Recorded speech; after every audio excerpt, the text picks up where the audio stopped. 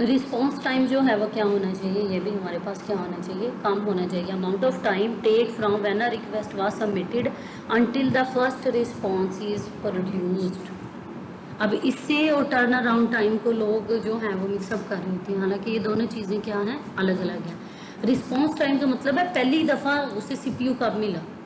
ठीक है, हो सकता है ना डॉक्टर के जी आप एक टेस्ट करवा के आओ, पहली दफ़ा अगर वो हमें जल्दी मिल गया और हम टेस्ट करवा के ले आए और हम बैठे हैं उसके वेट में, फिर वो दूसरे पेशेंट्स को चेक करने में लगा हुआ है, फिर वो हमें जल्दी हमारी बारी नहीं आती। तो फर्स्ट टाइम जब मिलता है कि डॉक्टर, वो होता है आपका रिस्पॉन्स टाइम। तो ये भी मिनिमम होना चाहिए। तो सिर्फ दो चीज़ें आप शेड्यूलिंग क्राइटेरिया में मैक्सिमम हमने देखी हैं और बाकी चीज़ें जो हैं वो मिनिमम देखी हैं। अब अगली बात आएगी जी एल्गोरिदम।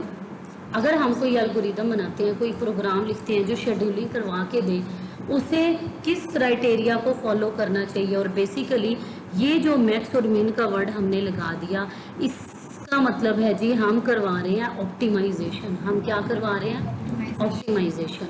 ऑप्टिमाइजेशन का मतलब होता है जो चीज़ ज़्यादा करवानी है उसे ज़्यादा करवाया जाए, जो चीज़ कम करवानी है कम। ऑप्टिमाइजेशन का बेसिक डेफिनेशन ये है कि बेस्ट चाहिए, हमें क्या चाहिए, बेस्ट चीज़ चाहिए।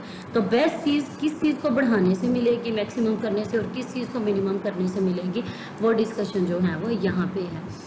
नेक्स्ट आ गया जी आपका पहला scheduling algorithm, first come first serve. यहाँ से अब इनके न्यूमेरिकल्स भी स्टार्ट होने हैं। First come first serve, FCFS scheduling algorithm आपका।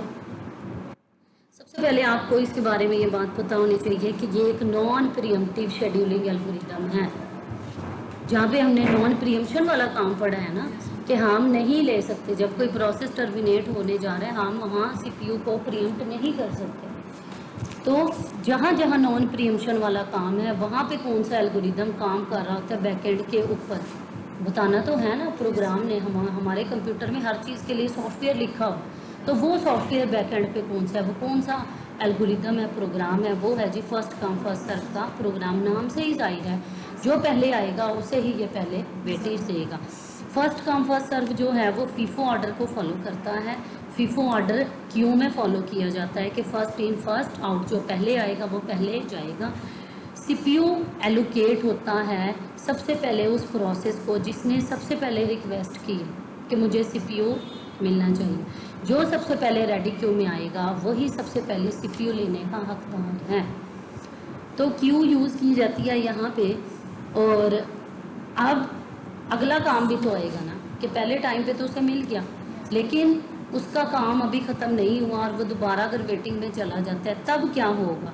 तब अगर हमने उसे वेटिंग में दोबारा भेजना है तो हमें लिंक करना पड़ेगा ये पीसीबी का काम होता है यहाँ पे। पीसीबी लिंक कर देते हैं हम, कहाँ पे लिंक कर देते हैं जी, टेल पे। टेल का क्या मतलब है, टेल का मतलब है आखिरी सिरा जहाँ से प्रोसेसेस एंटर हो रहे, रियर और या टेल पे या रियर पे। आपकी जो क्यू है उसके या टेल या रियर पार्ट पे हम उस किसी भी प्रोसेस का पीसीबी रखवा देते हैं। When a process enter in Q, जब कोई प्रोसेस क्यू में आता है, और यहाँ पे किस क्यू का जिक्र है, रेडी क्यू का। क्योंकि अब शेड्यूलिंग में आपने माइंड में रख लेना है, हमने शेड्यूलर जो भी पढ़ने हैं हमारी डिस्कशन हो रही होगी रेडी क्यू से चीज़ को उठाना है। कहाँ से उठाना है, रेडी क्यू से उठाना है। अब नीचे जो चीज़ आपको पता होनी चाहिए, इसके अलावा फर्स्ट कम फर्स्ट सर्व की हमने देख ली, फीफो ऑर्डर को फॉलो करता है। और फीफो ऑर्डर कैसे इम्प्लीमेंट किया होता है जी, कि हम पीसीबी को रखवा देते हैं अपनी क्यू के या रियर पे या टेल पे, जहाँ से उस प्रोसेस की सारी इन्फो पीसीबी में जाती रहती है। अब फर्स्ट कम फर्स्ट सर्व वाला अगर काम होगा, अब आप एग्जांपल वही लें रियल वर्ल्ड की इन्वायरमेंट की, कि आपने डॉक्टर के पास चेकअप के लिए जाना था। हो सकता है कि आपका जो नंबर लगा है वो 7 है, आपकी बारी नंबर 7 पे ही आएगी। तो इसका डिसएडवांटेज क्या है कि जो लेट आया उसका वेटिंग टाइम क्या होगा, बढ़ जाएगा, लॉन्ग एवरेज वेटिंग टाइम। अब जितने भी एल्गोरिदम हमने पढ़ने हैं उसमें हमने जो है वो एवरेज वेटिंग टाइम निकालना है, जो बताएगा कि कौन सा एल्गोरिदम अच्छा है और कौन सा बुरा है। क्राइटेरिया हमने पढ़ लिया ना, मिनिमम वेटिंग टाइम होना चाहिए। हमने क्या कहा कि जो भी एल्गोरिदम हो वो ऐसा हो जो मिनिमम वेटिंग टाइम दे। लेकिन यहाँ पे जब हम एवरेज वेटिंग टाइम निकालेंगे तो एवरेज चीज़ तो सबको मिला के बनती है। नंबर 1 वाले का वेटिंग टाइम तो बहुत छोटा है, लेकिन नंबर 10 वाले का जो वेटिंग टाइम है वो बहुत क्या होगा, बड़ा होगा। तो क्या होगा, एवरेज वेटिंग टाइम यहाँ पे बढ़ जाएगा। लेकिन ऑप्टिमाइजेशन क्या कहती है, शेड्यूलिंग ऑप्टिमाइजेशन क्या कहती है कि मिनिमम होना चाहिए वेटिंग टाइम। तो इसका डिसएडवांटेज क्या है फर्स्ट कम फर्स्ट सर्व का, कि वेटिंग टाइम जो है वो हमारा ज़्यादा होता है। और मल्टी प्रोग्रामिंग के लिए या टाइम शेयरिंग ऑपरेटिंग सिस्टम के लिए फर्स्ट कम फर्स्ट सर्व का एल्गोरिदम जो है वो अच्छा नहीं है। जहाँ पे आप डिग्री ऑफ मल्टी प्रोग्रामिंग बढ़ाना चाहते हैं, जहाँ पे आप चाहते हैं टाइम शेयरिंग इन्वायरमेंट हो, जहाँ पे हमारा सीपीयू सबको मिलेगा तो सबको, लेकिन फ्रीक्वेंट वे में नहीं मिलेगा। अब हम आते हैं इसके डिस्कशन के बाद इसके न्यूमेरिकल पे। आपको जो न्यूमेरिकल सॉल्व करने के लिए मिलेगा वो इस तरह से मिलेगा। आपको गिवन होंगे जी प्रोसेसेस, कि आपके सिस्टम में किसी टाइम के ऊपर ये प्रोसेसेस हैं P1 P2 P3 P7 P10 जितने भी होंगे। आगे गिवन होगा बस टाइम। बस टाइम का क्या मतलब मैंने बताया था, कितने टाइम के लिए किसी प्रोसेस को सीपीयू चाहिए। P1 को 24 टाइम्स के लिए चाहिए, यानी 24 साइकिल्स होंगे, ये 24 सेकंड्स होंगे। P2 को 3 के लिए चाहिए और P3 को 3 के लिए चाहिए। अब जब पेपर में ये चीज़ आपने सॉल्व करनी है, आपने कोई मैथमेटिकल फार्मूलाज नहीं लगाने, वो वेटिंग टाइम और बाकी टाइम्स के लिए जो लगाने हैं हमने। आपने सबसे पहले ये चीज़ आपको गिवन होगी बस टाइम और प्रोसेसेस। आपने बनाना है जी गैंट चार्ट।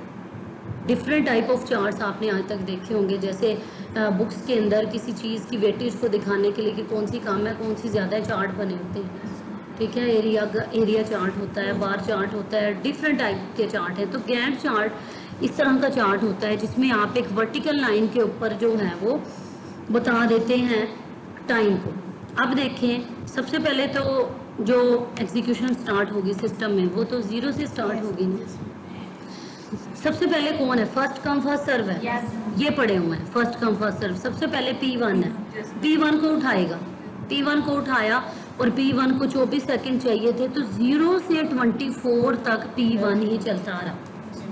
सही है।